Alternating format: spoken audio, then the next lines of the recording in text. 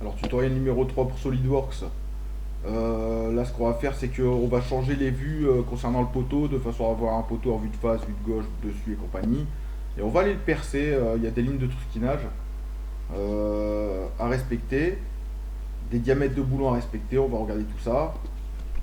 Alors là ici, d'office il m'a mis la vue de face, c'est celle-ci. Moi je voudrais avoir le poteau dans ce sens-là en vue de face. Sauf que étant donné que c'est un poteau, j'aurais bien aimé qu'il soit debout. Donc là ici je vais faire mettre à jour la vue standard et je vais demander à ce que ça ce soit la vue de face. Je demande de valider les modifications, je dis oui. Voilà, il la prend en vue de face. Alors ensuite, cette vue là, j'aurais bien aimé que ce soit la vue de droite. Alors mettre à jour, là, oui.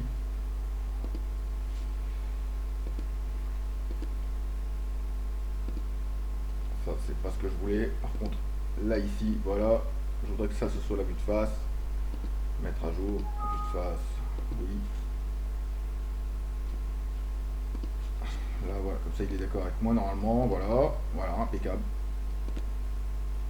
Donc sur cette vue, ce que je veux c'est aller faire quelques trous. Alors ces trous, ben, sur un profilé, on va pas percer ça n'importe où.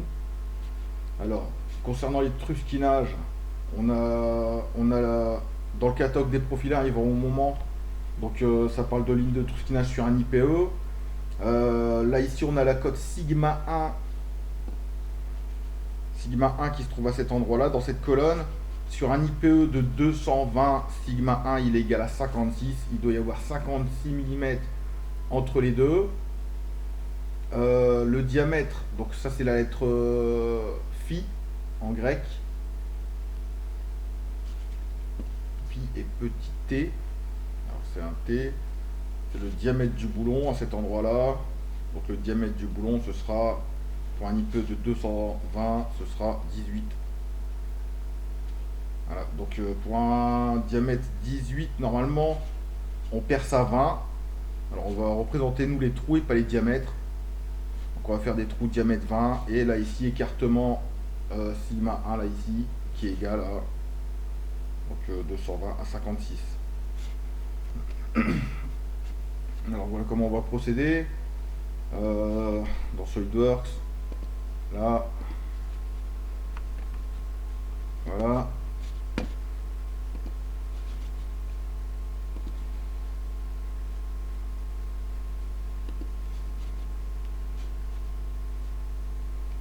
Alors il y a l'air qu'il n'a pas aimé ce qui lui arrive.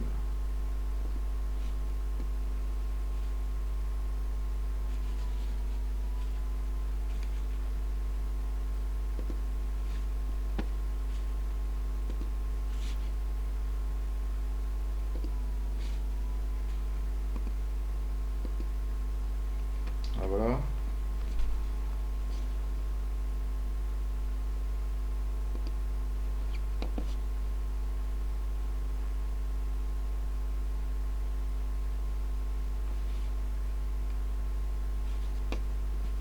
Ah.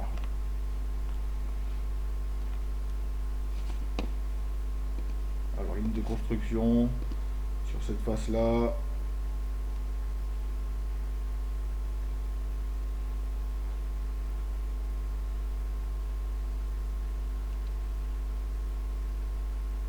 On va aller chercher le milieu.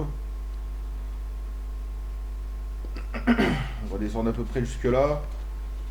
Alors c'était combien? C'était là ici on avait 56. 56 mm divisé par 2. Donc là je vais lui dire, je vais utiliser la fonction décalée. On va faire 56 divisé par 2. Alors là, de ce côté-là, à nouveau décalé. Cette ligne de ce côté-là. Alors ces deux lignes-là, il n'y a pas de raison pour que ce soit des lignes en très fort. On va les utiliser comme ligne de construction. Là, pour la construction, voilà, validé. Là, alors ensuite, les trous, on avait dit donc des trous, diamètre des boulons, des trous de diamètre 20, puisque boulon diamètre 18.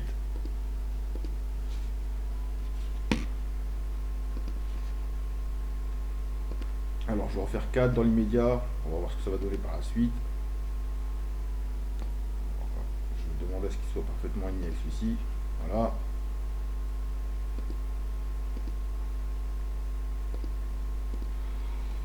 Là, je vais cliquer sur cotation intelligente. Je vais donner un diamètre. Voilà, ça y ressemble. Je vais appuyer sur contrôle en continu. Je vais... Alors non, échappe, voilà. Je vais appuyer sur contrôle en continu. Je vais les sélectionner tous les 4.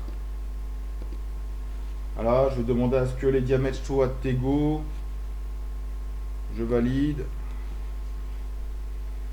Voilà, alors ensuite, dans ce sens-là, ils n'ont pas vraiment de dimension. Alors par contre, on sait que sur notre IP 200, la partie droite qui s'appelle, on la voit pas ici. Alors ici, la partie droite qui s'appelle H1. H1 sur l'IP 200 est égal à 159. Alors ce qu'on va faire, c'est que dans l'immédiat, on va faire en sorte que les écartements entre les deux, on va mettre 100 mm. On va voir ce que ça va donner par la suite. J'aurais préféré, j'aurais pu utiliser une ligne de construction parfaitement à l'horizontale pour avoir la même chose, ça aurait peut-être été mieux. 100 mm, voilà.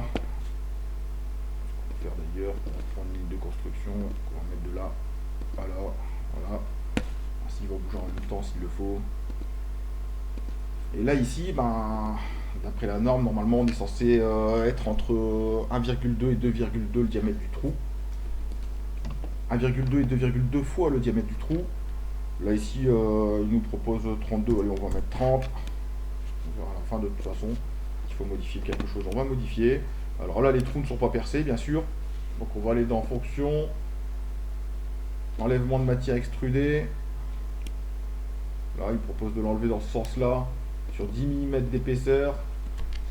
En exagérant, si on met 20, on voit bien qu'il va le percer correctement de part en part. En trou borgne, on valide. Et nos trous sont faits. Fichier enregistré. Voilà, mon poteau est à peu près prêt.